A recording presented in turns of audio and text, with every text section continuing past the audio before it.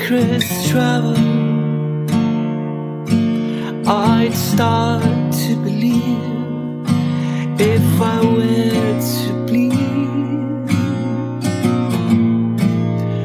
Thin skies, the mansions, his hands held high. Cruise me blood, cruise me babe. A blind belief beyond, beyond, beyond. No return.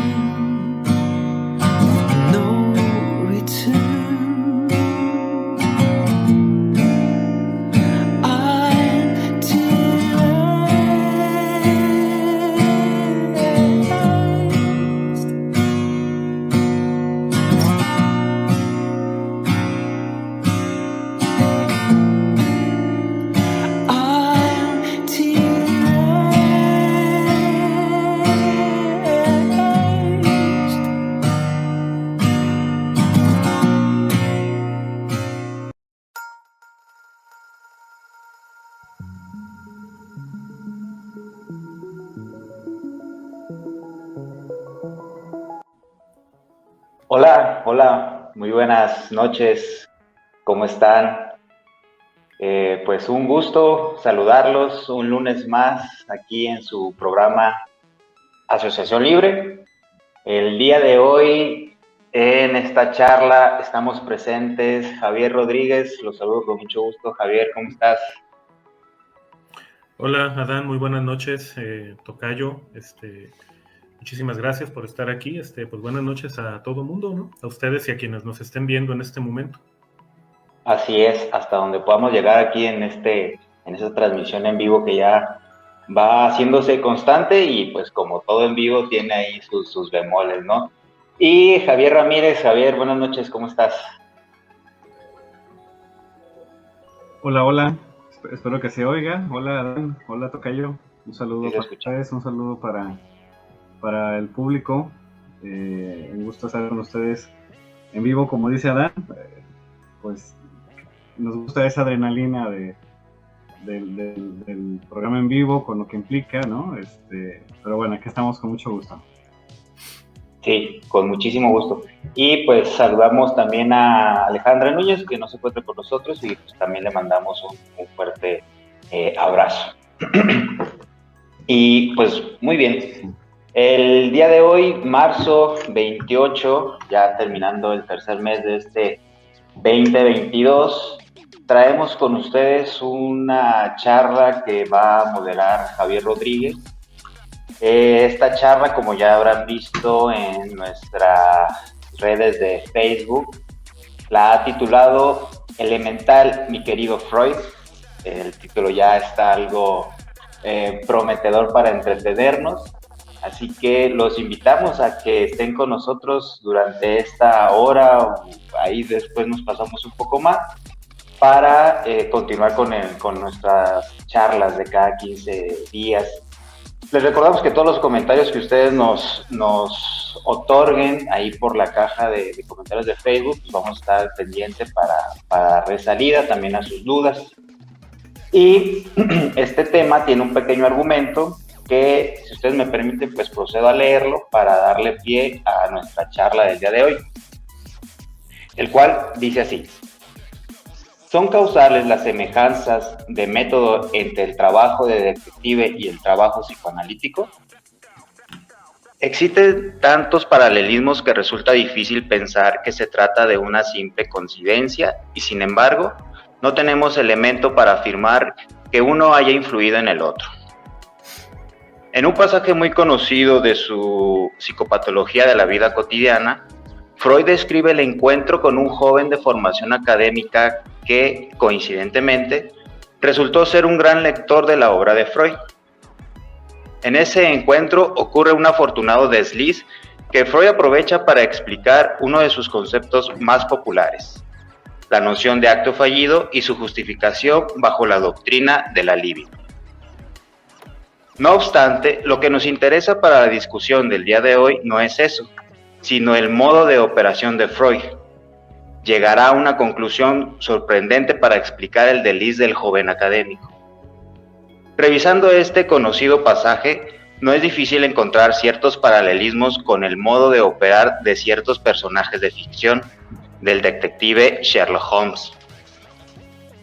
En un crossover que hoy llamaríamos épico, Holmes y Freud se encontraron en una novela escrita por Nicholas Meyer, en la cual el método lógico de Sherlock, erróneamente calificado como deductivo, ya veremos por qué, se encuentra con el método de asociación libre de Freud, para otorgarnos una lectura posible sobre el modo de operar del padre del psicoanálisis y los rasgos de aquellos que aquellos comparten con los métodos del genial detective británico, mostrándonos que no solo se parecen en que ambos consumían cocaína, en una solución al 7%, la verdad, poquita nada más para llevar la terapia, no la vida, yo creo. Muy bien, ustedes disculparán por mi lectura un poco torpe, pero este es nuestro argumento del día de hoy, recordándoles que pues estamos al pendiente de sus comentarios ahí en la caja de comentarios de Facebook.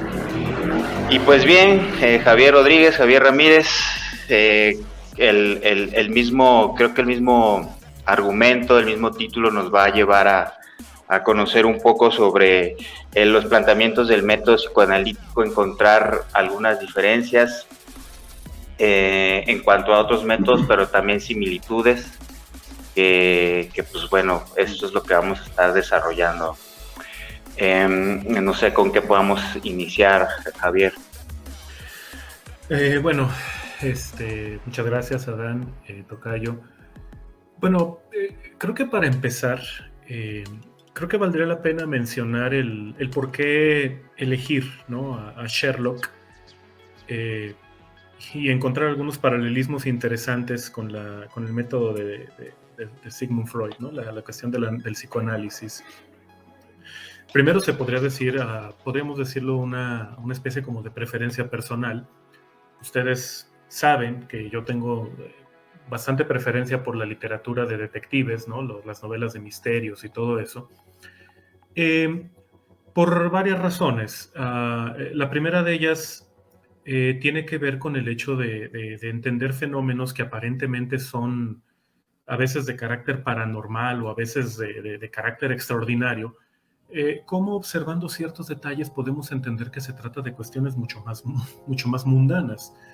Se lo comentaba en alguna ocasión un amigo, incluso hasta más aburridas, ¿no?, por la fantasía que se pierde, ¿no?, en la solución de ciertos misterios.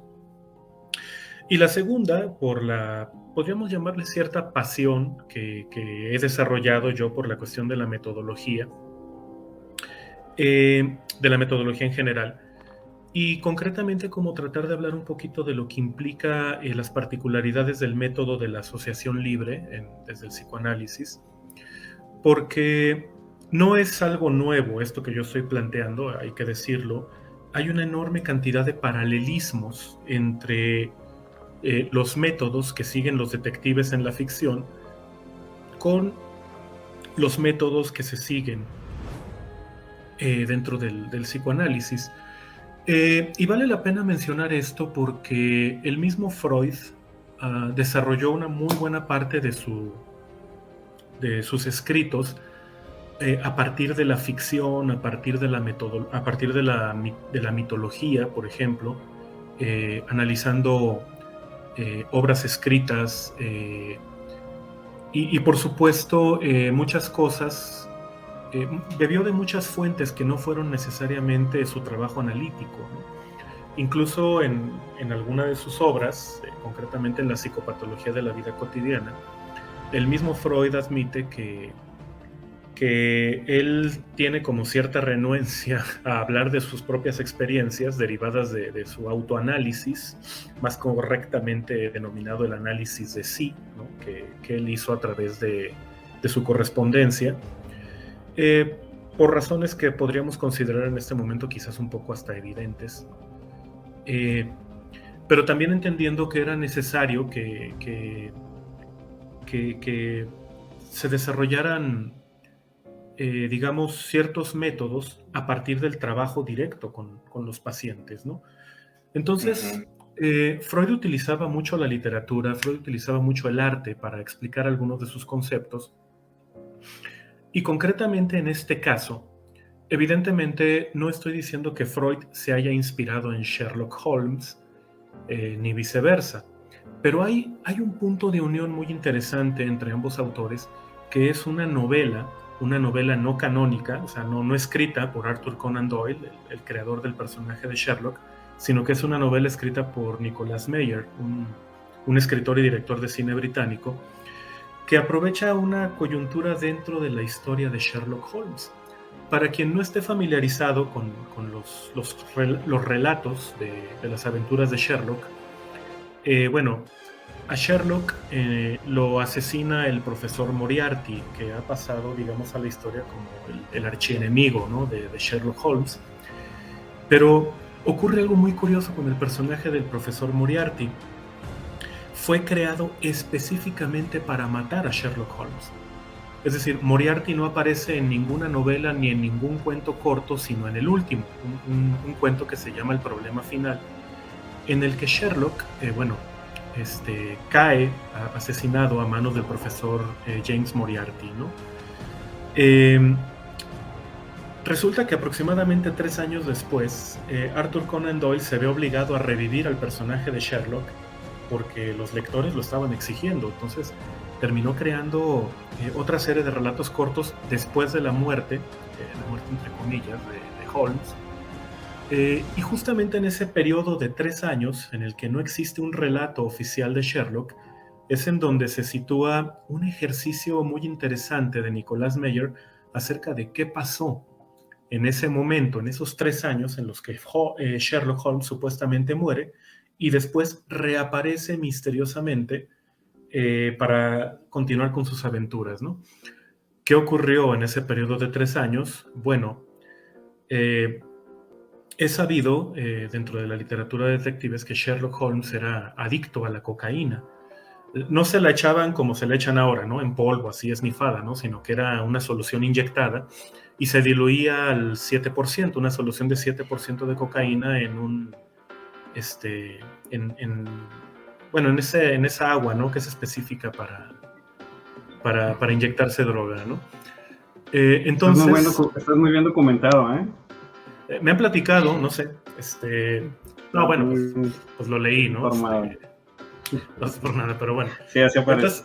Entonces en aquella época, bueno, así era como se consumía la cocaína. En ese momento no se sabía, todavía no se tenía muy claro, ¿no?, lo que eran los efectos neurológicos de la cocaína, aunque ya se empezaban a manifestar.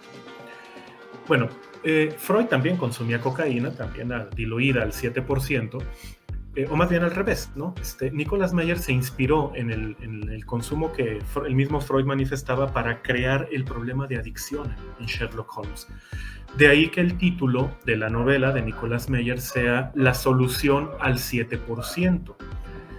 La palabra solución tiene una característica que comparten varios idiomas, entre ellos el inglés, que es el idioma en el que está originalmente escrita la novela de Nicholas Meyer, y el alemán, que es el idioma natal de Sigmund Freud, y el español, ¿no? La palabra solución tiene un doble significado, solución en el sentido de resolver un problema, y la solución en el sentido de diluir una sustancia para su consumo. Entonces, cuando se habla de la solución al 7%, se refiere tanto a la resolución de un misterio como a la solución que Sherlock Holmes consumía, ¿no?, ya con un problema que ya no podía controlar. ¿Qué fue lo que ocurrió en este periodo de 3 años entre la muerte de Sherlock y su reaparición en las novelas canónicas de Arthur Conan Doyle, los cuentos, mejor dicho? Bueno, resulta que el doctor James Watson, que como ustedes saben es el que relata las aventuras de Sherlock, excepto por ahí un par de cuentos, todos los demás relatos de Sherlock están contados por el doctor Watson, se da cuenta de que su amigo Sherlock está cayendo presa de un delirio aparentemente inducido por la cocaína, Y digo aparentemente porque hay algunos elementos, tanto en la novela como en los escritos de Freud en los que se inspira esta trama, que hacen pensar que hay otra cosa, más allá de los simples efectos del consumo de una cierta droga, ¿no? Bueno, el asunto es que James Watson, es John Watson, yo estoy diciéndole James por otra razón, ahorita explico por qué no. El doctor John Watson se da cuenta de que Freud, voy a empezar a hacer revolvedero de personajes, espero que no les moleste.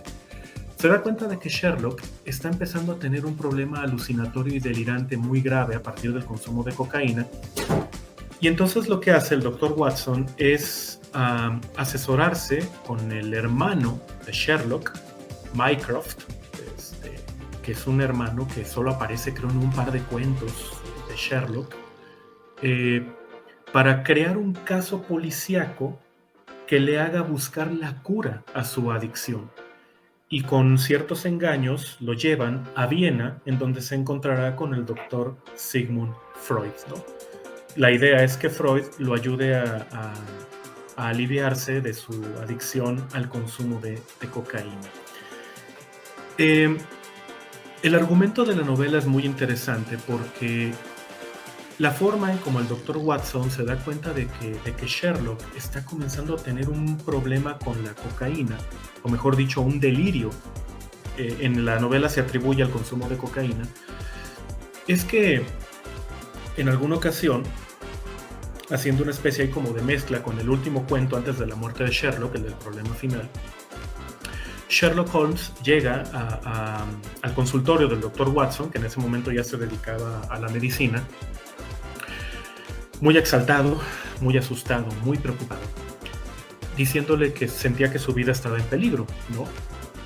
Uno lee la novela, tanto la del problema final como la de la solución del 7%, y es una descripción muy interesante de los hechos. O sea, Sherlock Holmes llega al consultorio del Dr. Watson cerrando las ventanas, muy agitado, diciendo que su vida corre peligro, que está muy preocupado, y diciéndole algo así a Watson como: Watson, usted me conoce.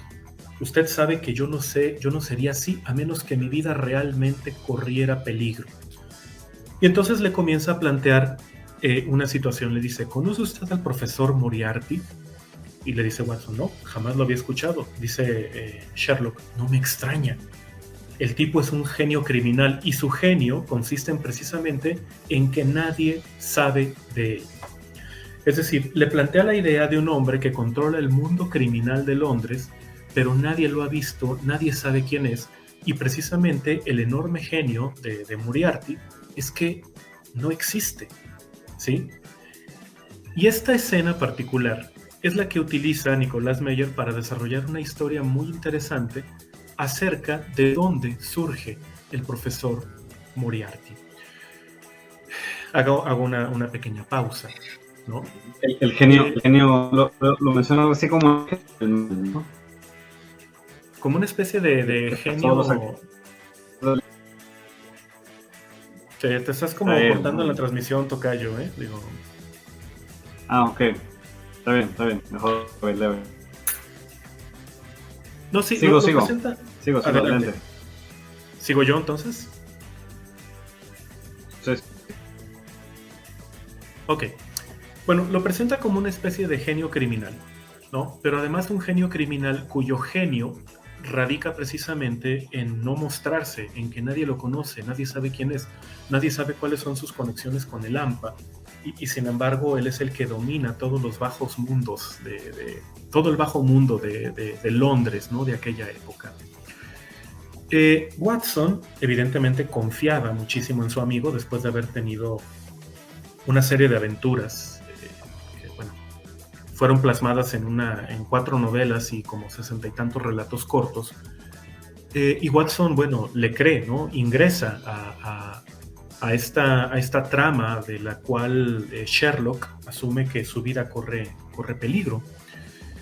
Total, que el asunto es que el Dr. Watson trata de averiguar quién es ese tal profesor Moriarty, y resultó ser un profesor de matemáticas del instituto en el que Sherlock estudió la educación básica, ¿no? Era cualquier cosa menos un criminal. ¿Cómo lo supo? Porque el profesor Moriarty se apersonó en el consultorio del Dr. Watson. Esto ya estamos hablando de la novela de Nicholas Meyer.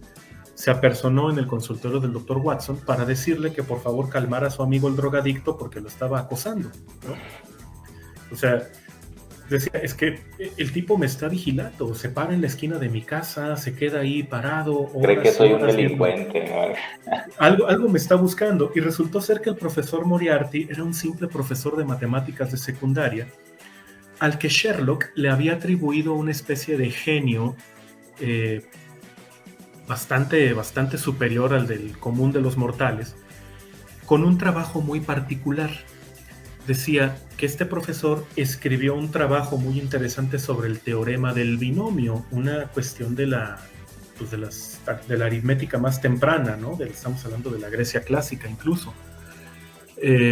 Y bajo esa idea Sherlock tenía la idea de que Moriarty había obtenido su plaza de profesor por un trabajo genial sobre el teorema del binomio. La cuestión es que cuando Watson le pregunta, oiga, pero usted no escribió algo sobre el teorema del binomio, y le dice Moriarty, no, o sea, ese es un teorema de hace 2000 años, o sea, ¿qué podría escribir sobre el teorema del binomio que fuera novedoso en esta época? Y ahí fue cuando Watson se dio cuenta de que Sherlock estaba delirando, ¿sí?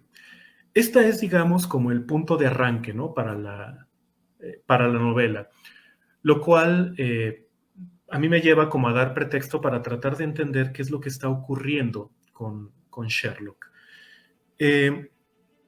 Para tratar de ligar esto con lo que comentábamos de los métodos del psicoanálisis, en el argumento mostrábamos un pasaje muy conocido de la psicopatología de la vida cotidiana de Freud, que tiene que ver sobre, si mal no recuerdo el título, es sobre el olvido de palabras extranjeras. Uh-huh, sí, ¿verdad? Sí.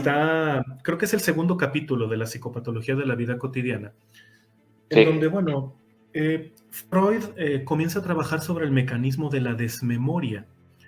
Este asunto en el que no solamente hay un olvido, concretamente cuando uno trata de decir una palabra y la olvida, sino que además luego viene un recuerdo falso, ¿no? O sea, hay una especie como de significante ahí que se propone como sustitución del significante que se olvidó. No solamente es que se olvide algo, sino que se termina creando un recuerdo completamente falso que sustituye a aquello que no se pudo decir, ¿no? Y precisamente en este pasaje es en donde encontramos algunas cuestiones bastante interesantes. Para no hacerlo demasiado cansado, ¿no? Con la explicación del pasaje, baste decir que Freud platica una experiencia que él tuvo al subirse a un tren y se encuentra a un joven estudiante que resultó casualmente ser un gran lector de Freud, que resultó casualmente un conocedor, ¿no? de ciertas tramas de la mitología griega, y que comenzó a quejarse ahí de la ¿cómo le podríamos llamar? De la indiferencia de su generación ante los problemas, etc. Y quiere rematar su frustración con una frase en latín, ¿no? Donde olvida el término aliquis, que si mal no recuerdo significa como levantarse, ¿no? Como rebelarse. Y en este pasaje, bueno, el joven acompañante de Freud, le dice, oiga, pues usted dice que nada de estas cosas se olvidan sin querer, pues podría ayudarme, ¿no? A ver por qué se me olvidó. Y hacen por ahí una especie como de jueguito de asociación libre en el cual las distintas asociaciones que va haciendo este joven lo llevan a llegar a una conclusión bastante interesante, ¿no? Repito, no lo vamos a hacer así como muy pormenorizado, pero sí me gustaría mencionar como en este momento ciertas semejanzas de método que aparecen entre lo que normalmente hacía Freud y lo que se sigue haciendo, ¿no? En el psicoanálisis, y lo que hacía Sherlock. Concretamente, la particularidad de fijarse en los detalles. en detalles que aparentemente son irrelevantes, que suelen, digamos, ser despreciados, desechados, ¿no? Por no formar parte, digamos, de una trama principal o por no formar parte de una argumentación coherente. Razonables, ¿no? Que no son razonables. Que aparentemente no son razonables, exacto. Pero que la cuestión es que ahí, de acuerdo a la perspectiva del método psicoanalítico, ahí se pueden encontrar cosas que pueden ser de suma importancia precisamente porque no se dijeron. En la novela que estamos mencionando de Nicolas Meyer, cuando Sherlock conoce a Freud, es una escena como, bueno, yo imagino una escena como muy traumática, ¿no? Muy, muy dramática en ese sentido, porque, bueno, Sherlock, en compañía del Dr. Watson, llega al consultorio del Dr. Freud, y en ese momento, pues, Freud sale, lo recibe. Freud tendría en el momento de la novela unos 40 años aproximadamente. Los recibe y resulta que le comienza a preguntar a Sherlock que si no tenía ninguna idea de por qué estaba ahí, ¿no? Y Sherlock le dice, la verdad no sé por qué estoy aquí, es más, no sé quién es usted, no me importa. Y le dice, bueno, señor Sherlock, me parece que ahora usted no está siendo honesto. Le dice, ¿usted cree que el doctor Watson, que su hermano, que la mujer que usted ama, habrían creado toda esta trama para obligarlo a venir a Viena sin consultárselo, sin decírselo, simplemente porque lo quieren perjudicar? Decía, no me decepcione, usted sabe que lo trajeron aquí por algo, ¿no? Entonces, en la novela, Watson se queda petrificado porque dice, es la primera vez que alguien le habla así a Sherlock y es la primera vez que el tipo se queda callado. Decía, estaba esperando un ataque de furia, ¿no? de Sherlock, pero resulta que al verse, digamos, Sherlock acorralado en su propio método, no le quedó de otra más que admitir que efectivamente ahí había algo que él quería resolver, pero no se atrevía. Simplemente le dejó, digamos, el peso, ¿no? a sus amigos, les dejó a ellos el peso de la solución del problema, les dejó a ellos el peso de la trama, les dejó a ellos el peso de la sospecha, y simplemente se negaba a resolver su problema de adicción a la cocaína, ¿no? En ese momento se generó algo muy interesante. Sherlock comenzó a confiar en Freud, ¿sí? En el momento en que se dio cuenta de que Freud era capaz de hacer lo mismo que él, mirar detalles aparentemente insignificantes y producir una conclusión extremadamente plausible a partir de cosas que ni siquiera el mismo Sherlock había visto, ¿no? Y entonces, bueno, en la trama de la novela, Freud lo reta a hacer algo. Le dice Freud a Sherlock, dígame qué sabe usted de mí, simplemente viéndome, ¿no? Y Sherlock le da una serie como de observaciones muy particulares sobre la historia de Freud. Le dice, usted es judío. ¿Cómo lo sabe? Porque los libros sobre el judaísmo están convenientemente separados de otros libros religiosos. Tiene usted el Corán, tiene usted la Biblia, estos están llenos de polvo, pero los libros del judaísmo no. Si alguien estuviera interesado en todas las religiones por igual, todos sus libros estarían igual de limpios o igual de llenos de polvo, pero es evidente que está usted más interesado por los libros del judaísmo. Usted es judío. Usted es médico, lo cual se deduce de su título que tiene ahí el colgado, pero también se ve que ha abandonado ciertas sociedades médicas. ¿Por qué? Porque justo a un lado de su título hay ligeras variaciones en la pintura de la pared que indican que ahí había cuadros colgados, que son el lugar en donde los médicos generalmente ponen sus estudios después de la carrera. Y como los quitó, significa que esas instituciones ya no lo están reconociendo. Eso indica que usted es un hombre de honor, ¿no? Y también le dijo que jugaba cartas. Ahí sí no sabemos por qué, porque no hay ningún elemento para decidirlo. Pero resulta que Sherlock y Freud simpatizaron mutuamente por su capacidad de observar detalles y llegar a conclusiones a partir de ello, ¿no? Esto es, podríamos decir, como la base de esto que estamos comentando acerca de las similitudes que podemos encontrar, al menos en un primer momento, entre el método psicoanalítico y el método de detectives. No sé, Adán, tocayo, si tengan alguna intervención, porque estoy aquí yo hablando mucho. Sí. Entonces... No, por mi parte estaba genial en las descripciones de los pasajes de las novelas. Es verdad, hay unos indicios que se correlacionan. Me parece que no es casualidad, porque si no mal recuerdo, en ese pasaje histórico hay ciertos cuadros artísticos se empezaban a falsear, ¿no? Se empezaban a copiar, y las personas que se dedicaban a conservar las pinturas, su trabajo también recurría a los detalles de las pinturas, cómo se pintaba estas cositas de las orejas, las uñas de los pies, ¿no? El lóbulo. Y ellos se fijaban en los pequeños detalles y ahí detonaban que un cuadro era falso, o que un cuadro representaba a otro autor, o que es el mismo artista, pero nada más con un seudónimo.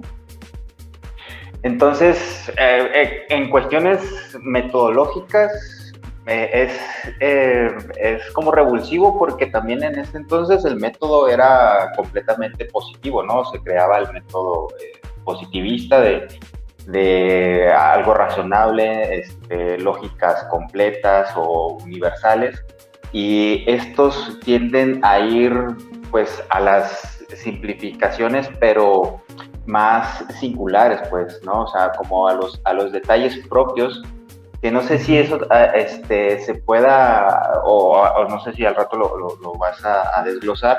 Hay un peligro cuando se mecaniza, pues, o sea, cuando ya se hace como si fuera ya este método que se pueda implementar, pues, o sea, en cualquiera una de las otras situaciones, que se haga más riguroso. No sé si, o sea, por ejemplo, este pasaje que pones, el de Freud y Sherlock Holmes, no voy a llegar a la casa de cualquiera a ver el polvo de sus libros, ¿no? Ajá. Eso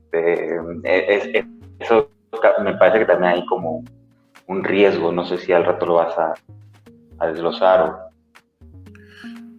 bueno, más o menos. En este caso, el asunto fue que Freud se lo pidió. Le dijo, a ver, Correcto. usted haga conmigo lo que normalmente hace. O sea, podríamos decir que al menos en la novela hubo una especie de reto, ¿no? Entre Sherlock y Freud. Sherlock simpatizó con Freud en el momento en que se dio cuenta de que el tipo era como bastante metódico, que era como capaz de observar ese tipo de detalles, inferir ciertas cosas a partir de lo que estaba observando, que eso claro. Es como una especie de santo grial para Sherlock. O sea, no se puede hacer ningún tipo de conclusión si no tienes un dato que lo respalde. Entonces, esos datos que vio Freud, Sherlock no los había visto.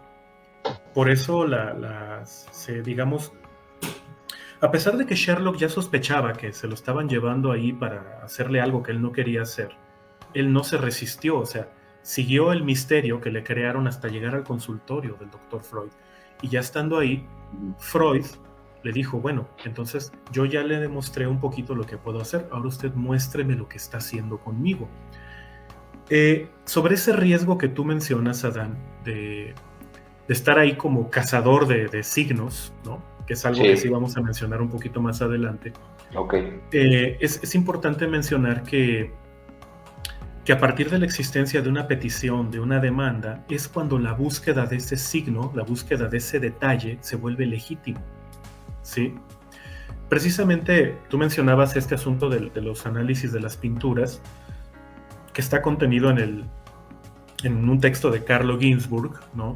Que menciona eso, que hay como similitudes entre el método para detectar falsificaciones en el arte, el método de los detectives y el método del psicoanálisis, que consiste en buscar signos muy particulares que indiquen una verdad que aparentemente se encuentra oculta en una verdad más evidente, ¿sí?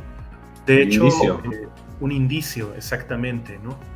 De hecho, en este punto valdría la pena mencionar que el término síntoma tiene la misma raíz etimológica que semiótica, es decir, un síntoma es un signo, es un significado que está ahí esperando a que alguien lo descifre. Pero para que esto no se convierta en esto que acabas de mencionar, Adán, tiene que haber alguien que demande el desciframiento de ese signo. Y eso es precisamente el punto interesante del encuentro, ¿no?, entre Sherlock y Freud. Quienes hayan leído los cuentos de Sherlock Holmes saben que el tipo estaba obsesionado con los signos. De hecho, varios personajes más contemporáneos fueron inspirados en Sherlock. Por ejemplo, ahorita se me ocurre Gregory House, ¿no?, que el tipo estaba obsesionado con los síntomas, estaba obsesionado con los signos de las enfermedades. La diferencia es que House era un cínico, o sea, el tipo veía por la calle a alguien y decía, mira, ese lo puedo curar, ¿no?, y se lo llevaba al hospital. Sin demanda, ¿no? Exacto, sin demanda, todo partía, ¿no?, del deseo del médico en este caso. Sin embargo, me parece muy inteligente la forma en cómo se resuelve este asunto en la novela, porque precisamente la transferencia entre Freud y Sherlock se sostuvo desde ese punto. Ambos se dieron cuenta que el otro era capaz de hacer lo mismo que hacían ellos. Y precisamente se retaban bajo la imagen de peticiones amistosas, ¿no? Se retaban a que uno dijera cosas del otro. Y de ahí fue, digamos, de donde se agarró, ¿no?, la relación transferencial entre Sherlock y Sigmund Freud. Adelante, Tocayo. Me acordé también de un criterio, si lo podemos llamar así, para evitar la edad de la interpretación. Uno, además de la demanda de alguien que pide o está dispuesto a ser leído, digamos así, también cuando del no adivinar, no es decir algo al azar a ver si se le atina o por mera intuición, sino que debe estar demostrada la conclusión a partir de la conexión de los indicios, digamos, de eso que se está leyendo, para evitar precisamente la lectura arbitraria o la imposición de una lectura. Así es. Cosa que tanto Sherlock como Freud, tanto en la novela como en los cuentos canónicos de Sherlock y en los escritos de Freud, se nota muchísimo.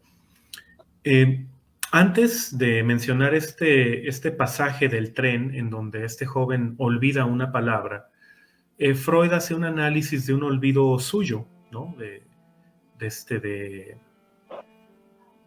problema en el que confundió los nombres de Botticelli, de Boltraffio, ¿no?, de Signorelli.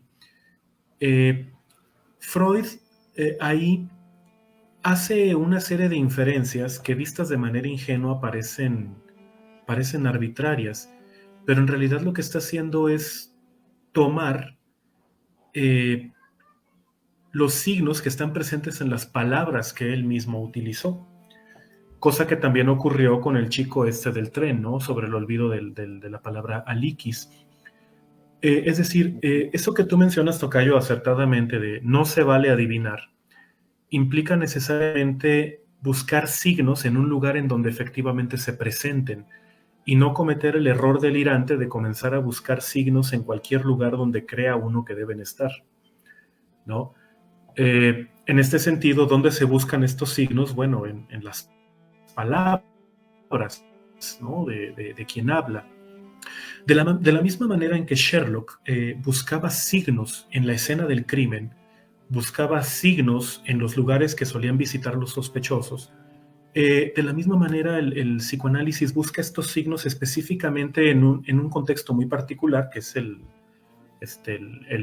entorno clínico, ¿no?, el consultorio, bajo una demanda particular del sujeto que pide ser analizado, pide ser leído, y precisamente utilizando indicios que son reales, que están presentes en el discurso de quien ha pedido esa lectura, ¿no? Lo cual me parece es uno de los más grandes paralelismos entre el trabajo de las novelas de detectives y esto que mencionamos como el método psicoanalítico, ¿no? Ujú.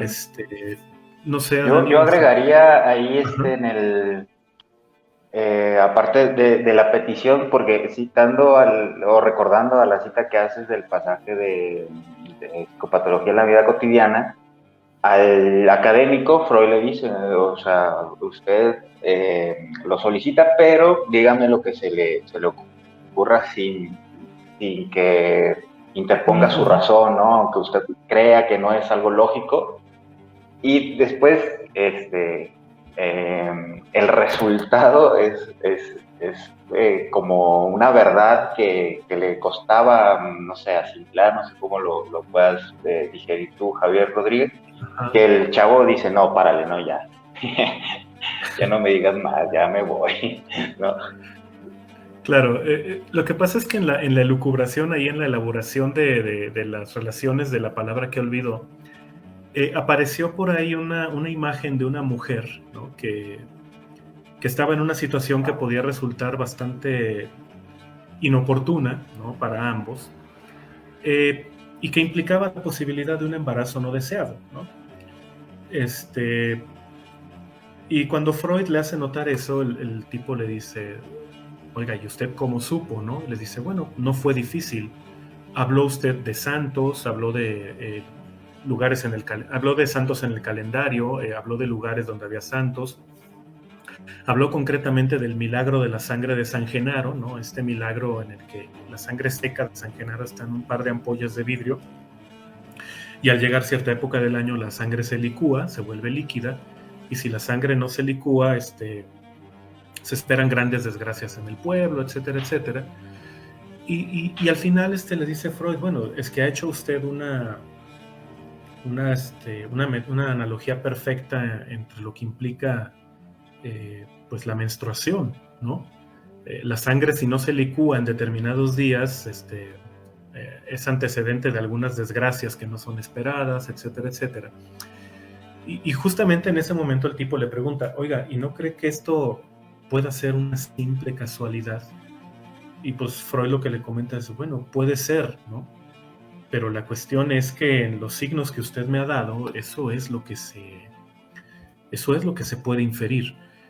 Y por otro lado, digo, hay algunas cosas ahí interesantes con este pasaje freudiano que me gustaría como vincularlas a lo que ocurre, ¿no? En la novela de La solución al 7%. Bueno, resulta que en la novela Freud se ve inmiscuido en una especie ahí como de complot internacional, sí real, ¿no?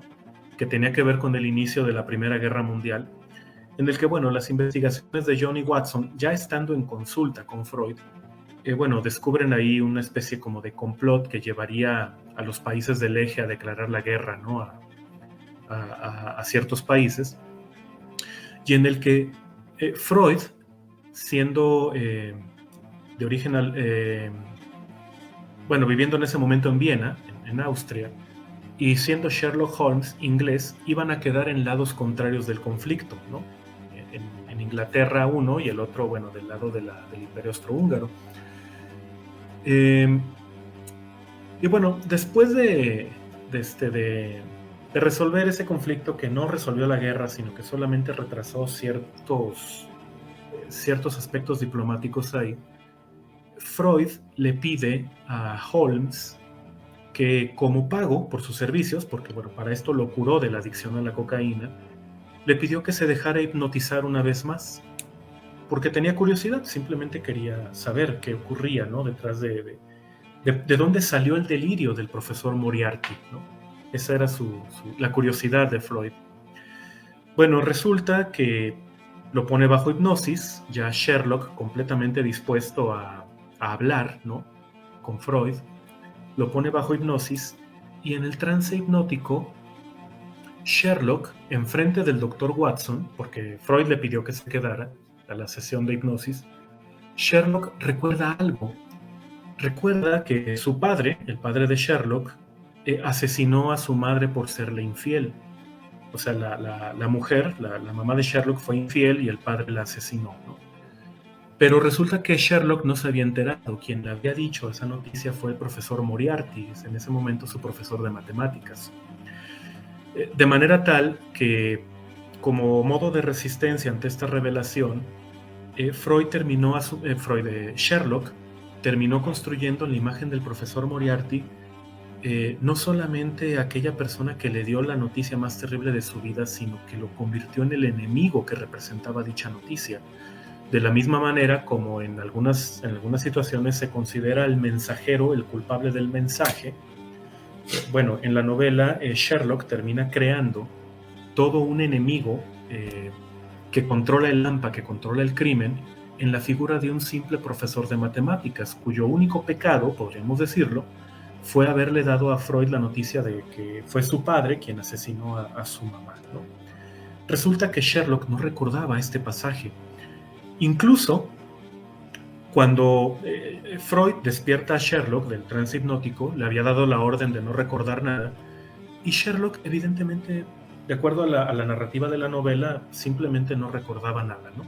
Y le pregunta a Sherlock a Freud, oiga, ¿dije algo interesante cuando estaba hipnotizado? Dice, no dijo usted nada interesante, cosas que simplemente ya sabíamos, ¿no? Total que Sherlock se siente muy aliviado, se va a tomar ahí, me imagino, unas chelas, no sé qué tomaban en aquella época. Y entonces Freud habla con el doctor Watson y le pregunta, ¿cómo ve? Y le dice Watson, oiga, ¿pero usted cree que eso sea verdad? Dice, bueno, ¿usted lo hubiera creído? Y Watson le dice, pues no, puede usted no creerlo, pero el hecho de haber estado aquí, pues a usted le permite saber que esas fueron palabras de su amigo y no fueron palabras mías. Mi pregunta para usted es, ¿por qué le creyó? ¿No? En un primer momento.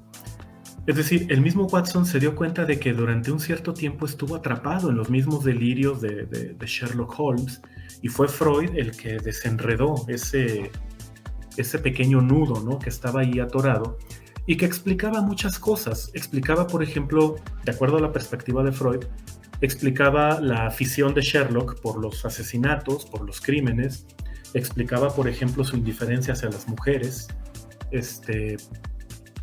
y explicaba como su necesidad de tener un enemigo particular que explicara absolutamente todos los males que él había presenciado en el mundo. Este pasaje me parece a mí particularmente relevante por algunas cuestiones que se han mencionado acerca del pasaje que hemos mencionado de Freud, del chico en el tren, ¿no?, del olvido, en el cual, bueno, hay razones bastante fundadas, Tocayo, Adán, no sé si ustedes conozcan estas elucubraciones, hay razones bastante fundadas para sospechar que ese joven del tren jamás existió, sino que fue un recurso retórico de Freud precisamente para exponer ese olvido de manera tal que no quedara ligado directamente a él, sino que apareciera como el olvido de otra persona completamente diferente. ¿De dónde salen estas situaciones? Tocayo, ¿ibas a decir algo? ¿No? ¿Seguimos? Ok. ¿De dónde salen estas elucubraciones? Bueno, para empezar, es como muy sospechoso que el joven del tren se parezca tanto a Freud. O sea, incluso en la forma en como Freud lo describe, parece que es una especie de Freud joven, ¿no? Interesado en lo mismo de Freud, gran lector de la obra de Freud. Incluso hay una frase muy particular. Actualidad, ¿no? La actualidad es el judío, ¿no? Perdón. Exacto, ¿no? Hay una frase muy particular en el escrito donde el joven del tren le dice a Freud, usted sostiene que nada se olvida sin motivo, ¿no?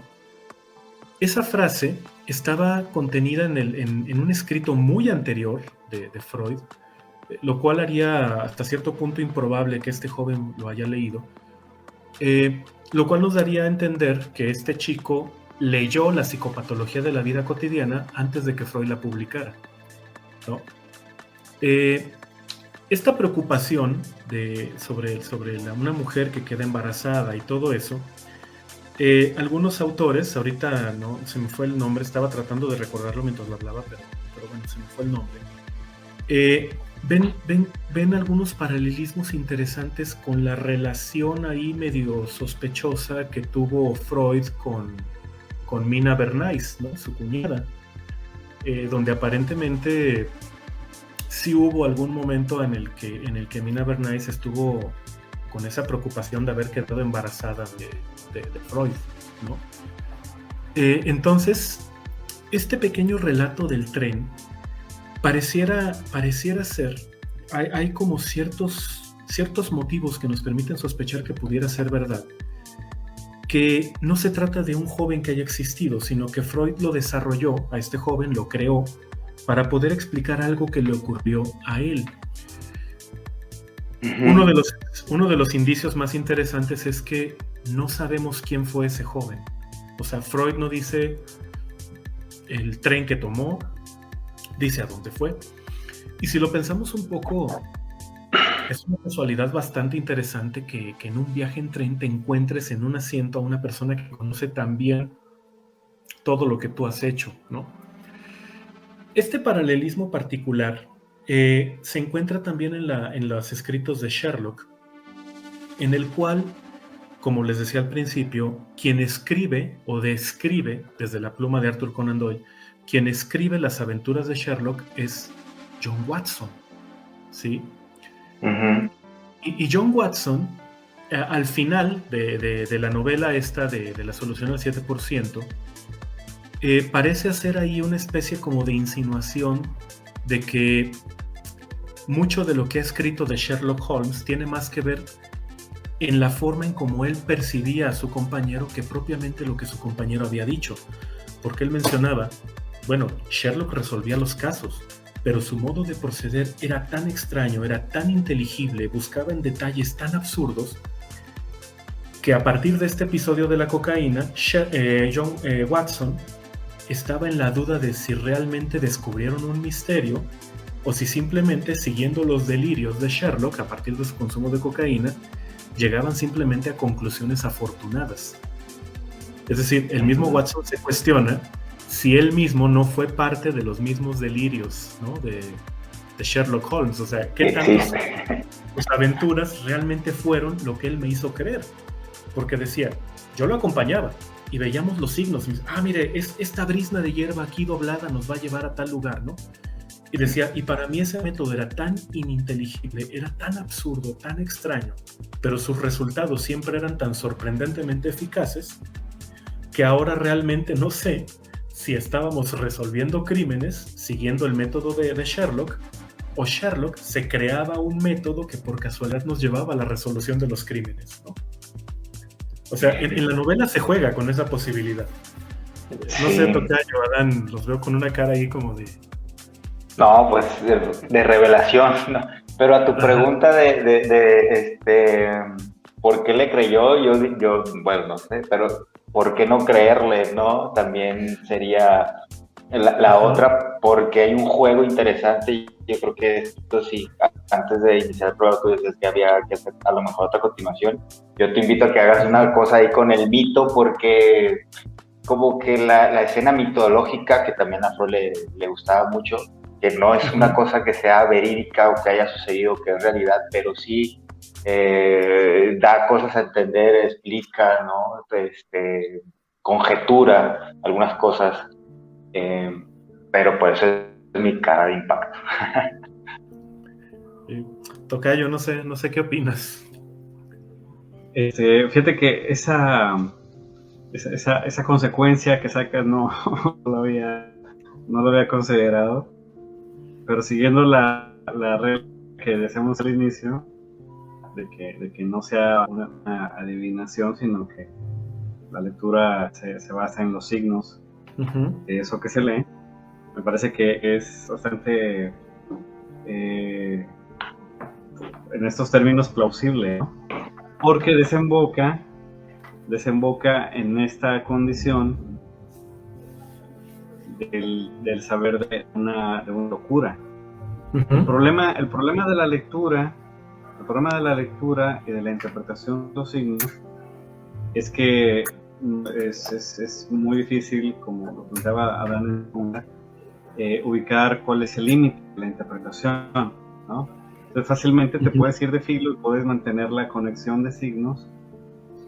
Parece que hay ciertos momentos, ciertas puntuaciones que son las afortunadas, que dan con la solución de los casos, ¿no? La solución.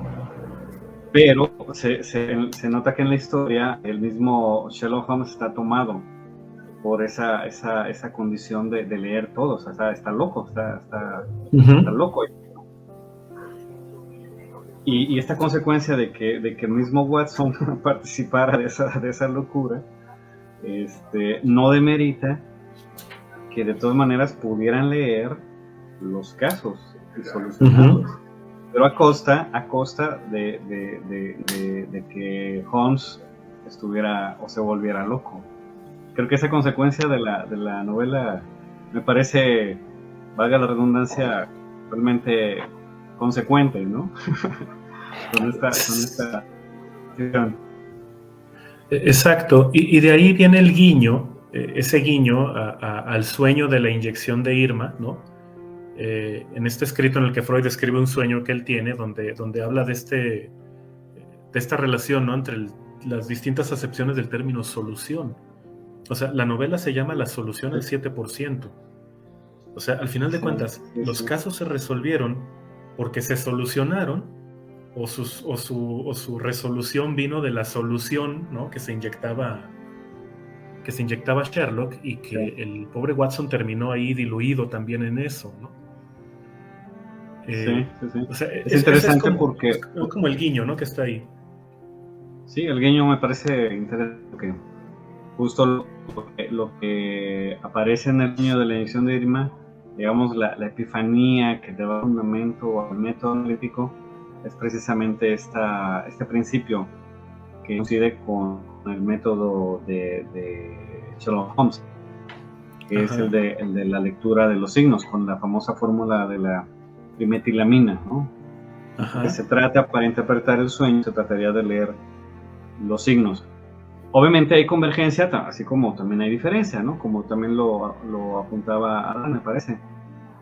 Esta diferencia de que el lector principal en el análisis ser el soñante o el que tiene el síntoma, ¿no?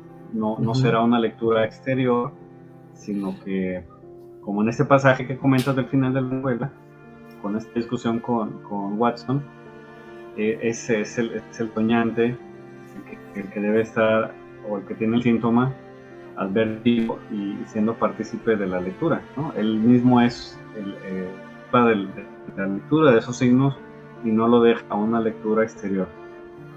Converge y se separa, y es lo que se juega ahí en esta comparación, ¿no? Sí, fíjate, yo soy muy fanático, ¿no? De las aventuras de Sherlock. No te voy a decir que ya lo leí completo, porque son 4 novelas y 60 y tantos relatos cortos. Además de que hay un montón de series y películas, ¿no? Que han salido sobre la vida de Sherlock. Pero esta novela, cuando yo la leí, a mí me impactó mucho esa conclusión. No se considera parte del canon de Sherlock Holmes, o sea, de ahorita le llamaríamos el universo, ¿no? En el cual se desenvuelven las aventuras de Sherlock. Pero es una lectura completamente plausible. Si uno lee las aventuras de Sherlock Holmes o los libros, ¿no? Estudio en Escarlata, El sabueso de los Baskerville, todas esas obras, es todo como demasiado perfecto. O sea, los signos encajan demasiado perfectamente. Cualquiera que haya llevado a cabo una investigación en la vida real, no importa que no sea una investigación detectivesca, ¿no?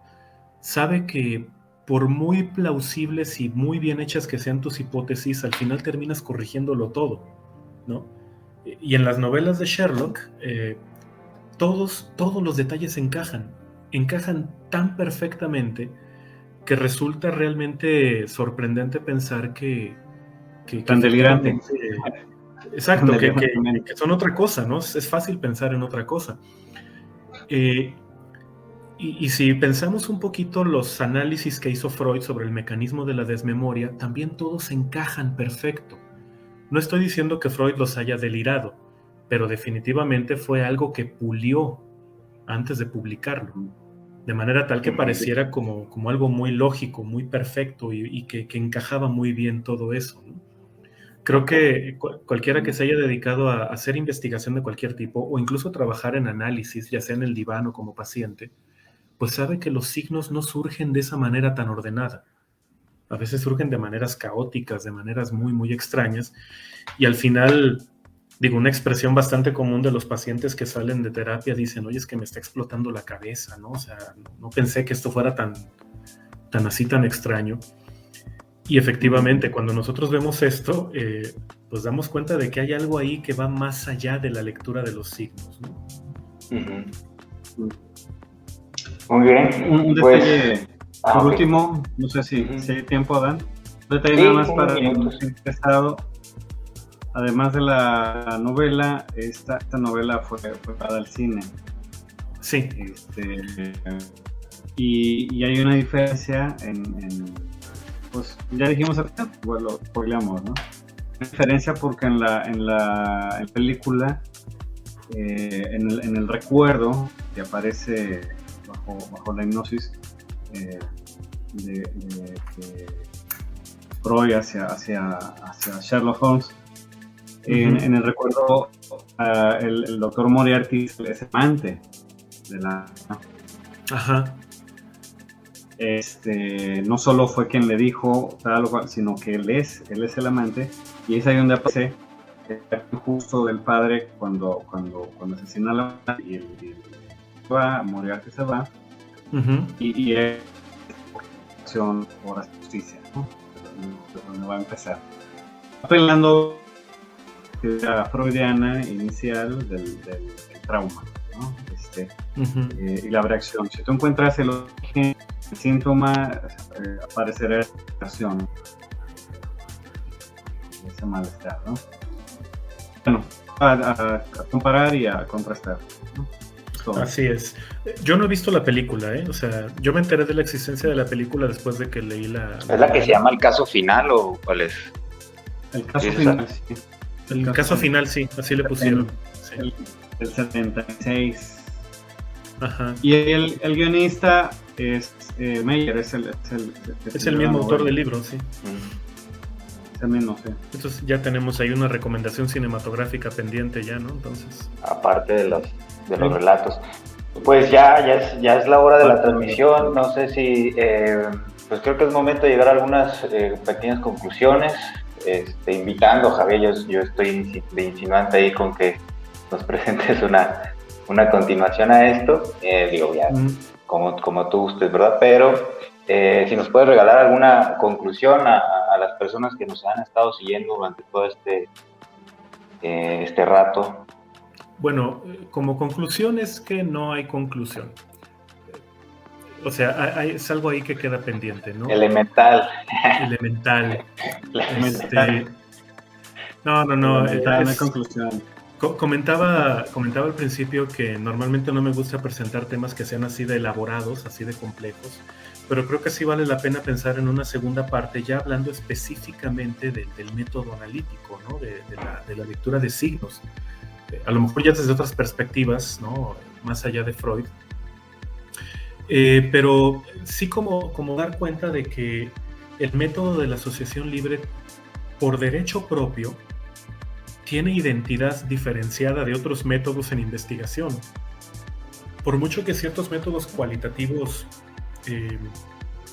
insisten en la semiótica, insisten en el análisis crítico y cosas así, hay elementos de la asociación libre que no están presentes en las metodologías cualitativas tradicionales. Ya no hablemos de las metodologías cuantitativas, ¿no? Entonces me parece que sí valdría la pena como explorar esa beta que también está ahí abierta, ¿no? Ok. De acuerdo. Muy bien. Javier. No, pues yo de acuerdo con eso, me parece que se presta a mantener esta cuestión sobre el método. Y esta beta que yo comentaba de esta lectura donde todo encaja bien y la locura, ¿no?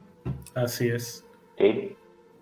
Pero Muy bueno. bien, no, pues de mi parte yo agregaría pues agradecerle a ambos por la charla del día de hoy, también agradecer a los saludos de Giovanna Reina y de Cindy Navarro y de todas las personas que nos siguieron durante la transmisión en vivo. Pues aquí nos estaríamos viendo en 15 días, otra cita completamente en vivo y pues muchísimas gracias a todos. Quedamos al pendiente, ¿no? De acuerdo. Saludos. Nos vemos. Muchísimas gracias. Saludos. Que estén bien. Hasta luego. Igualmente, adiós. Bye.